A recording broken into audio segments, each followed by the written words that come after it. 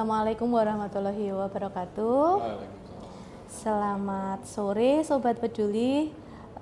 Senang sekali pada sore hari ini kita bisa hadir di tengah-tengah Sobat Peduli sekalian dalam acara Flash Disk Massal, forum layanan sharing dan diskusi masalah sosial. Jadi forum ini nanti kita akan berbincang-bincang permasalahan sosial, dan senang sekali pada sore hari ini sudah hadir bersama kita Bapak Kepala Bidang Rehabilitasi dan Pelayanan Sosial pada Dinas Sosial Kabupaten Magetan. Selamat sore Bapak Sutrisno. Selamat sore Ibu Ali. Apa kabar Pak? Alhamdulillah baik ya. Dan harus waras gitu ya. Amin. Baik, Sobat Peduli, pada sore hari ini kita akan mengangkat satu tema yang akhir-akhir ini memang begitu sering kita jumpai ya Pak Tris ya. Jadi di pengaduan baik di Trengginas maupun di pengaduan dari kanalnya Dinas Kominfo itu banyak sekali menyorot tentang ODGJ. Nah itu kemudian respon-respon kasus kita dari teman-teman Pilar juga banyak sekali tentang ODGJ Pak Tris. Nah ini yang ingin kita kupas nih, salah satunya apa saja sih program dan layanan yang disediakan oleh Dinas Sosial untuk membantu ODGJ. Ya, monggo Pak Tris. Baik, terima kasih. Selamat sore Sobat Peduli yang berbahagia. Pada kesempatan sore hari ini kami akan coba menyampaikan dan kita sharing informasi terkait dengan layanan-layanan yang diberikan oleh Dinas Sosial Kabupaten Magetan, terutama terhadap orang dengan gangguan jiwa atau ODGJ. Memang Bu Hari di saat ini memang beberapa kasus terutama aduan dari masyarakat itu memang banyak sekali yang mengadukan masalah terhadap ODGJ. Ya, kita tahu bersama orang dengan gangguan jiwa itu ada beberapa faktor penyebab Bu Hari. Di antaranya juga yang pertama memang biasanya karena faktor ekonomi itu juga berpengaruh terhadap ODGJ. Yang kedua mungkin tekanan sosial dan juga tekanan kehidupan, dan terpenting lagi biasanya ada juga beberapa faktor penyebab, antara lain juga faktor genetik ya. Tidak menutup kemungkinan orang dengan gangguan jiwa itu karena faktor keturunan, entah dari orang tuanya atau mungkin bapak ibunya yang menyebabkan dia ODGJ. Oleh sebab itu kami dari Dinas Sosial salah satu layanan kita adalah pelayanan terhadap orang dengan gangguan jiwa. Apa yang kita berikan kepada mereka? Yang pertama, kita tentu saja ketika ada aduan masyarakat dengan gangguan jiwa, kita akan melaksanakan asesmen terintegrasi, Bu Ari. Asesmen terintegrasi yang melibatkan pilar-pilar dan juga pemerintah desa atau kelurahan dan juga kecamatan setempat. Kita turun ke lapangan untuk mengidentifikasi kira-kira ini tuh ODGJ-nya itu karena faktor apa, dan agar kita bisa menentukan intervensi yang pas itu bagaimana. Jadi kalau di wilayah penjenengan semuanya di Sobat Peduli itu ada ODGJ mungkin mengamuk, ya langkah pertama ya tetap melaporkan ya.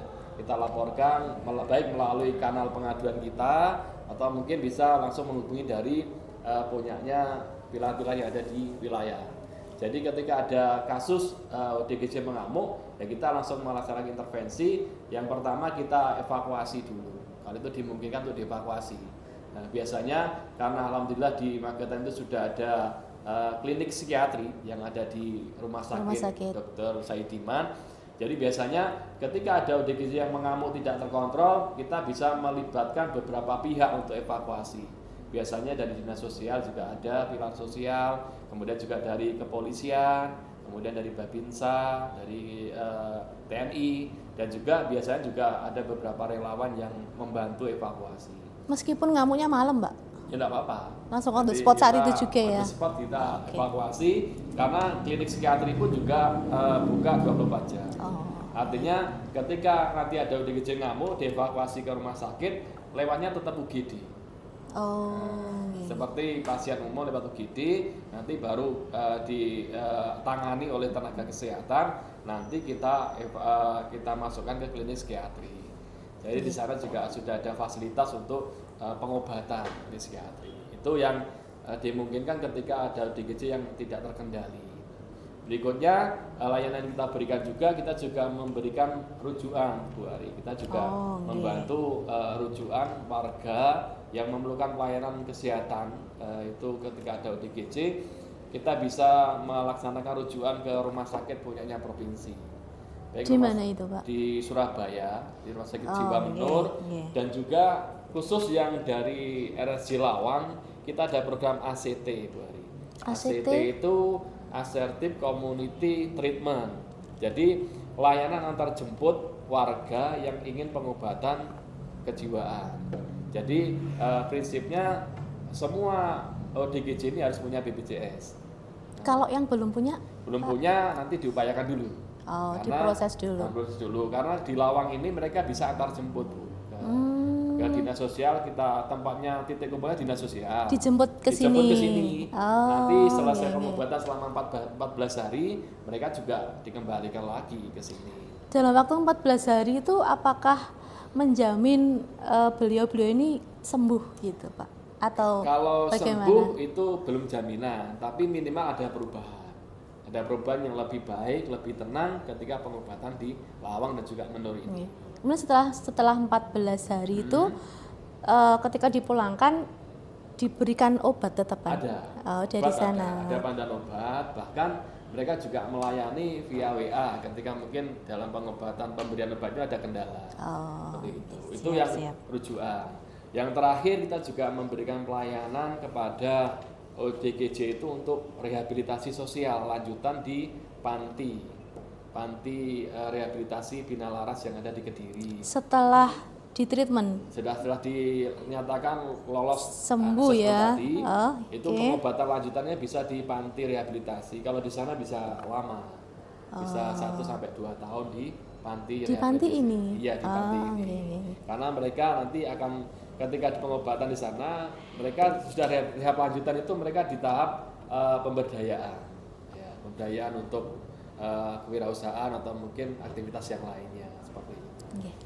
Kemudian berarti kan untuk penanganan ODGJ ini kan tidak bisa sendiri ya Pak ya, tidak bisa dinas sosial sendiri. Tentunya kita bisa berkolaborasi dengan stakeholder atau OPD yang lain. Nah, bagaimana ini dinas sosial berkolaborasi dengan instansi lain ya, seperti dinas kesehatan dan kependudukan dalam penanganan ODGJ ini? Baik, ini memang kita tidak bisa sendiri Bu Ari dalam penanganan ODGJ ini. Bahkan PPKS lainnya juga sama. Karena prinsipnya kalau sendiri itu berat, makanya kita harus sama-sama. Oleh sebab itu kita di dinas sosial ini sudah kolaborasi dengan beberapa dinas OPD terkait, terutama yang itu memang dinas kesehatan.